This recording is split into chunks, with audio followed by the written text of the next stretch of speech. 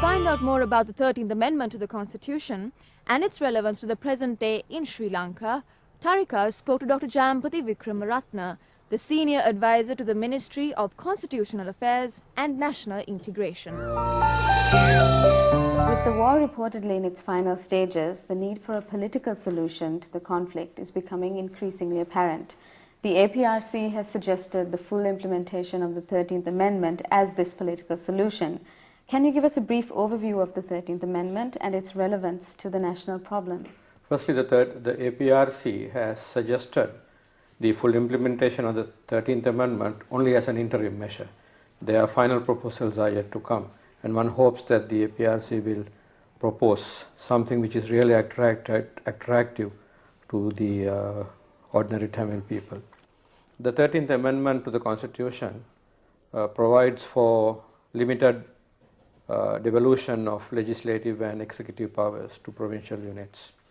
But the centre retains certain powers to override the provinces, and it has been doing so, much to the disappointment of people who think who thought that the 13th Amendment would alleviate some of the problems that we have today. It is said that the minorities are not satisfied with the 13th Amendment alone to fulfill their aspirations.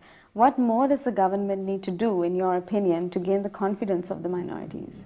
I think why the minorities are not happy is that the 13th Amendment, that in the implementation of the 13th Amendment, successive governments have showed that they do not have the political will. So I think in the absence of such a political will, it is best that we have a constitutional structure which provides for clear-cut division of powers between the centre and the provinces, so that the centre cannot use commas and full stops in the 13th Amendment or whatever the constitution is. So if there is a clear-cut division of powers with, of course, safeguards against secession, I know so many people are worried that devolution may lead to secession. I must say that in no country has devolution led to secession, but there are fears. So the constitution should have safeguards against secession, but also provide for clear-cut division of powers. And I think what is also important is to have a second chamber of parliament, so that the provinces are brought back to the centre. And in most countries where there is extensive devolution, there is a second chamber, so that the provinces come and share power at the centre as well. So the provinces do not drift away, so to say, with the power they have, but they are brought back to the centre and they share power in the centre. So there is an interlocking mechanism, devolution plus power sharing at the centre. And I think there is a proposal to have 2 vice presidents from the minorities. I don't like to use this word minority, but I mean numerically smaller groups. Not with powers, but that is a recognition of the other communities, and also for the recognition of the various communities in some way.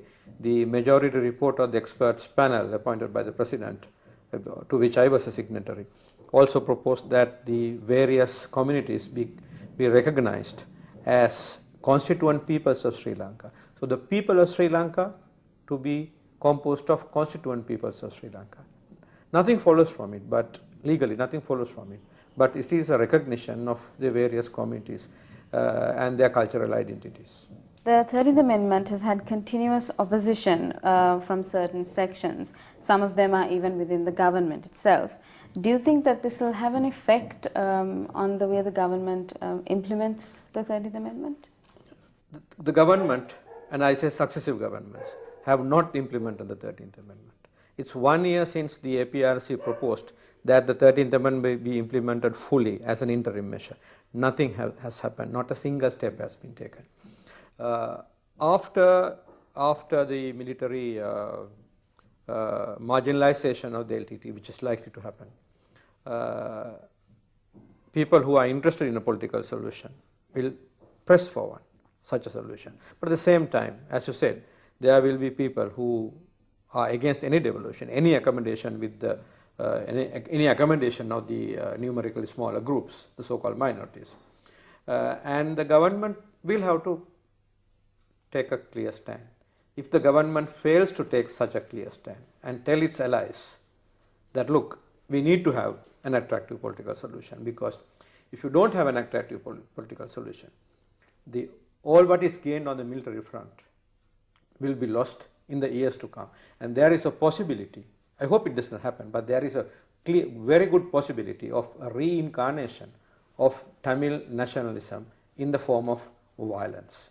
So to prevent that, there has to be an attractive political solution, so that there will be no reason for the Tamil people to follow any organization that stand for violence. In the future, do you think that this will happen, this attractive political solution? Well, I cannot say anything about the future, because politicians, leaders also sometimes take very opportunistic decisions. I hope the political leadership of the present political leadership takes a decision to fully implement the 13th Amendment, and also to go beyond the 13th Amendment and tell its allies, as I said earlier.